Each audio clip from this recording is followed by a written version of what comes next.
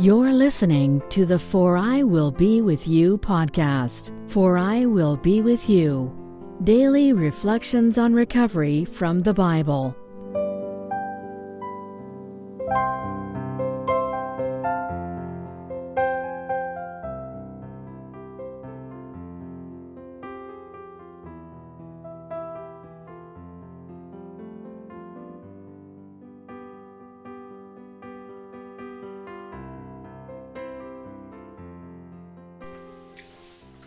Welcome back to the For I Will Be With You podcast for the 27th week of the year from July 1st to July 7th, covering Leviticus 11:9 to Leviticus 13:45. So we're continuing in the section of Leviticus that deals with the Jewish kosher dietary laws, which are spelled out in Leviticus. And Leviticus 11:9 says, "This may you eat from everything that is in the water, everything that has fins and scales in the water, in the seas and in the streams, those you may eat." So specifically, you can, if you're keeping kosher, you can eat a fish that has fins and scales. So you can't eat shellfish, you can't eat shark, for example, because it doesn't have scales. You can't eat an eel because it doesn't have fins, and so forth. Leviticus has the foundation of kosher dietary laws, and laws are very complex and difficult to understand, and some of them are really impossible to understand. Like why is it that a fish with scales is holier than a fish without scales? I don't know. Nobody really knows. But there's a spiritual concept that's helpful to understand. It's very simple, and this is true of a lot of religions, not just Judaism, that dietary discipline is important in maintaining spiritual discipline. So one interpretation is that God wants us to be careful about what we consume, what goes into ourselves. We have to watch what we put into ourselves. And because one of the issues we face in life is that eating is so basic that we can do it without thinking. And this can be true for other areas of life. We go on autopilot and plow through our day without being aware of what's going on, who we are, how we affect others, or what kind of ideas we're taking into ourselves. And one concept of kosher dietary laws is if you're careful about what you put into your mouth in terms of food, you might be careful about what you put into your head in terms of thinking, and also be careful about what comes out of your mouth. What are you saying? Like, what goes in, what goes out, that kind of thing. And so this verse could be a reminder for us that we should be careful about the kind of thinking we're consuming, what kind of attitudes and opinions. Are we surrounding ourselves with toxic, negative people, and we then risk absorbing their thinking? And this kosher dietary rule, which seems abstract and technical, could be seen as a spiritual reminder. Now we're going to change subjects in Leviticus. Leviticus 12:1 and 12:2 says, "God spoke to Moses, saying, Speak to the children of Israel, saying, When a woman conceives and gives birth to a male, she shall be contaminated for a 7-day period." One of the commentators, Rav Hirsch, translates conceives as grows the seed of a human. And this reflects partly, I think, an idea that the process of conception used to be viewed as more of almost like a plant growing inside a vessel, and there is that aspect of it in reality still. But I think it was much more viewed as like a growth process, like a miniature human would sort of grow into a full-size human in the womb. But I think spiritually we can take this verse to remind ourselves that we all started out in life like seeds. We grew and took form for better or worse. And in a lot of our cases, it was for worse. And, if you do anything in any gardening or farming, if you don't treat a plant well, it'll grow in a strange, unhealthy way. and it may not grow to its full potential, or it may grow into an odd shape, may not bear fruit in that case, kind of thing. And in our cases, the way we were grown was not always ideal. And one of the big challenges in recovery is coming to terms with the directions our lives have taken, often branching away from our dreams like an unruly vine. We wanted to be one place, but we grew into something else. We grew into a different direction. And sometimes it's our own fault, and sometimes it's, early life experiences that we couldn't avoid that made us grow like malformed plants. And so part of the challenge in thinking about this verse is to forgive our parents for being bad farmers, so to speak. And if they accidentally let us grow the wrong way, we need to forgive them. And if they did it deliberately or negligently, we should probably forgive them for that too. And why should we do that? Because it helps us. Then, when we start anew in recovery, we can again be like seeds waiting to be cultivated. We can grow wild like a weed, or we can be nurtured, or nurture ourselves to grow spiritually. So, coming back to this verse, when a woman conceives and gives birth to a male, she shall be contaminated for a 7-day period, as during the days of her separation infirmity shall she be contaminated. Now I know that this verse, taken literally, tends to upset modern thinkers and feminists, and I understand why, but I'm going to go out on a limb and suggest that this verse is sometimes misinterpreted. The word contaminated does not have to be read as impure or bad. In fact, I think it's an example of an inadequate translation of a Hebrew word. The Hebrew word is tuma, which describes a state of spiritual impurity, meaning that giving birth or a woman's body is not impure or bad. It's that the process of having a baby, of conceiving a baby and having a baby, creates a spiritual transformation in the woman, which is so powerful that it changes her. And I think if you talk to women who've had a child, that they might agree that the experience changed them in some way, and it might even change their spiritual outlook.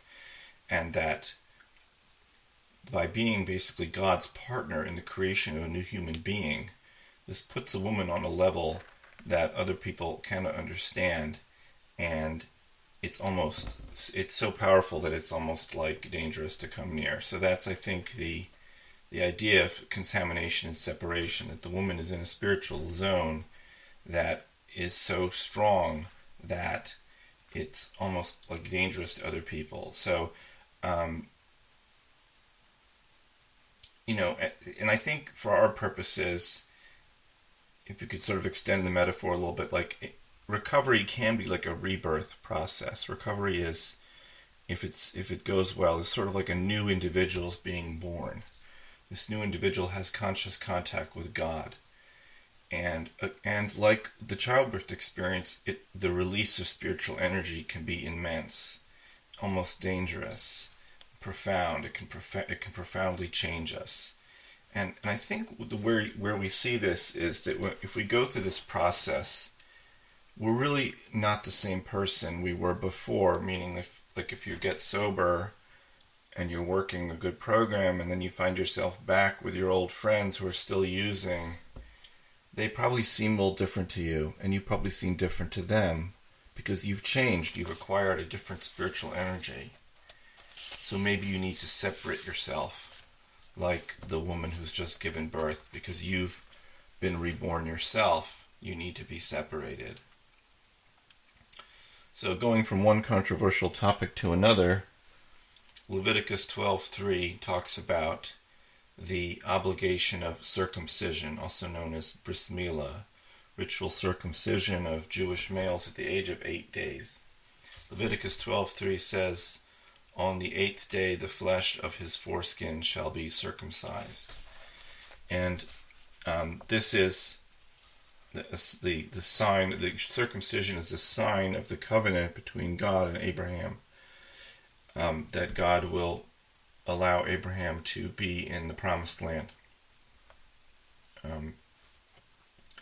And just to connect this to sobriety, is there's an interpretation of circumcision that should be compared to a tithe, in the same way that when a farmer harvests a crop, the farmer needs to tithe, to donate a portion of that crop to the temple and to the priests. And later on in history, people will give portions of their crops to the church. It's the same idea. With circumcision, it's like you're taking a piece of an organ, of a bodily organ, that is capable of being used for holiness and healthy living, but can also be misused for self-indulgence and pleasure, and worse, self-indulgent pleasure seeking, and worse. And you give part of that organ back to God, so to speak. We're signifying that our pursuit of personal pleasure should have some limits. We're not endlessly entitled to self-seeking. So this is a way to understand circumcision in spiritual terms. Obviously a controversial topic, but just looking, again, trying to find the spiritual meaning for recovery in a verse that talks about a specific ritual. Why 8 days? There are many answers to this question, but in terms of recovery, can be a reminder that sobriety is a day-at-a-time deal. We measure recovery in days, weeks, months. Do you remember what it was like to have 8 days sober? I do.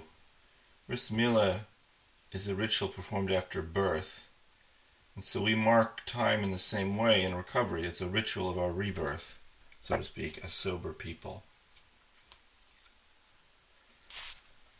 Now, Leviticus moves on to another topic that is fascinating and also has been subject to misinterpretation over the years. Genesis 13:1 to 13:3 says, it's a relatively long verse, says, God spoke to Moses and to Aaron, saying, if a person will have on the skin of his flesh a seis, or a sapachas, or a becheres, and it will become a tsaras affliction on the skin of his flesh, he shall be brought to Aaron the priest, or to one of his sons, the Kohanim. The priest shall look at the affliction on the skin of his flesh. If the hair in the affliction has changed to white, and the affliction's appearance is deeper than the skin of the flesh, it is a tsaras affliction. The priest shall declare him contaminated. Okay, there's a lot in there, and just basically what it's saying is that there was a disease that the Israelites got in the wilderness on the skin, and it's been translated in some versions of the Bible as leprosy. This is generally considered to be incorrect. They were not describing leprosy. Nobody really knows what these words like se'es or sapachas or becheres, what these actually mean anymore. They're like ancient Hebrew words that have become unknown to us. But people contextually, it's understood to be a skin disease where the skin turned white. But it's really not supposed to be looked at as leprosy, and I don't get into it right now. There's a lot of technical interpretations that explain why this disease was not leprosy, because, for example, leprosy is highly contagious, and it says specifically here that this disease is not physically contagious. Tsaras, which is what this disease is called in the Torah, is understood to be a disease caused by spiritual imbalance. If a person committed slander, made false oaths, acted selfishly, stole something, or engaged in sexual improprieties, or overly prideful, they would become afflicted with this physical skin disease. That's why they go to see the priest, not a doctor. Only a priest can cure this disease. Now, if you're an addict and you read about this, you think, oh, slander, false oaths, acting selfishly, stealing, sexual impropriety. Wow, sounds like my life, right? That's really describing the alcoholic and addictive lifestyle. And you know what happened to us? We got sick. Maybe we didn't get a skin disease, but most of us got sick physically, and usually we got sick spiritually. And ultimately, these were spiritual illnesses. I was just listening the other day to a gentleman in a meeting who lost his liver to alcoholism. He was lucky he got a new one. But he destroyed his liver, which is a physical illness, but really, he had a spiritual illness. His liver disease was really a spiritual illness, and he needed a spiritual cure.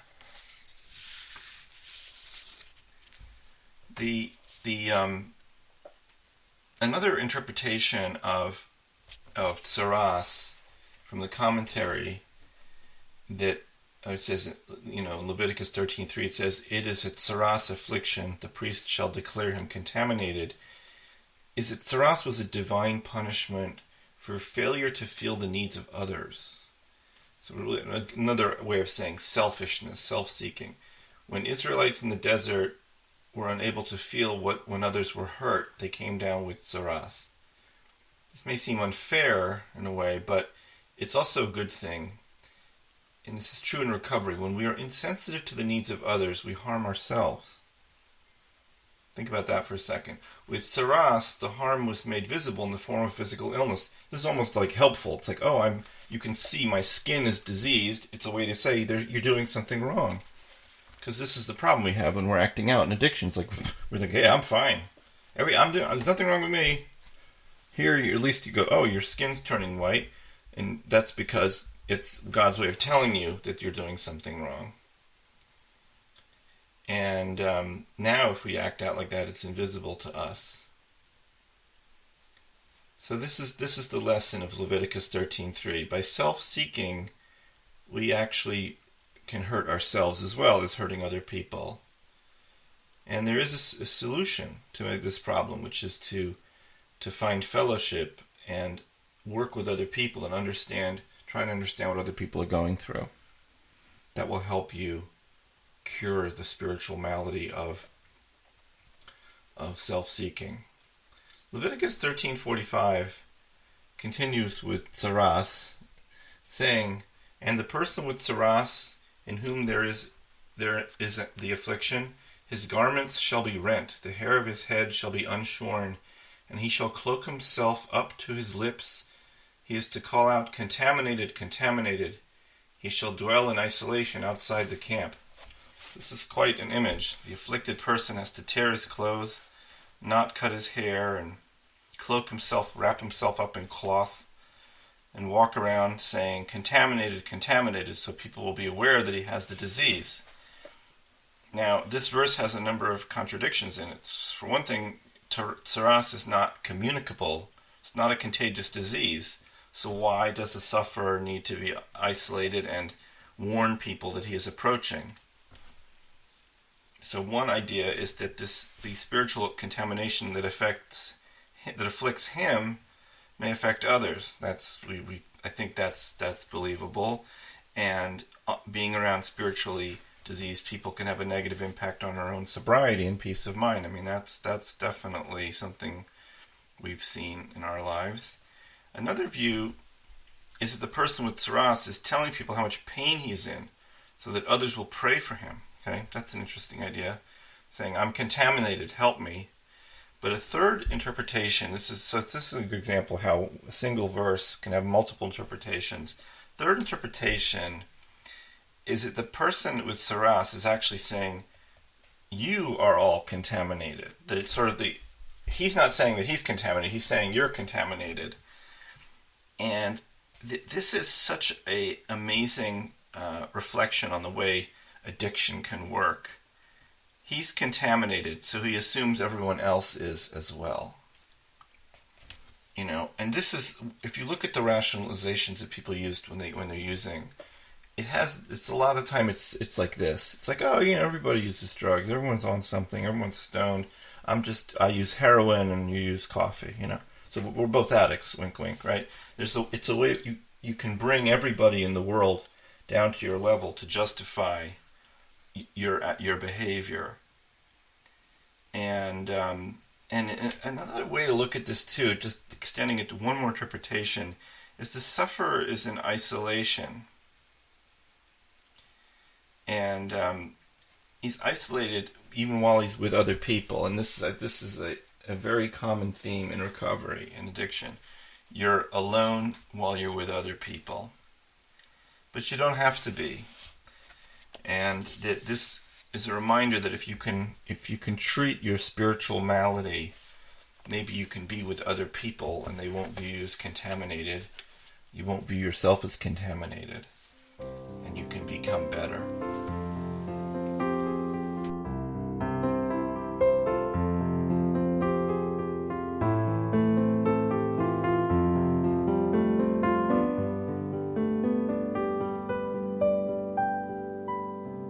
You've been listening to the For I Will Be With You podcast.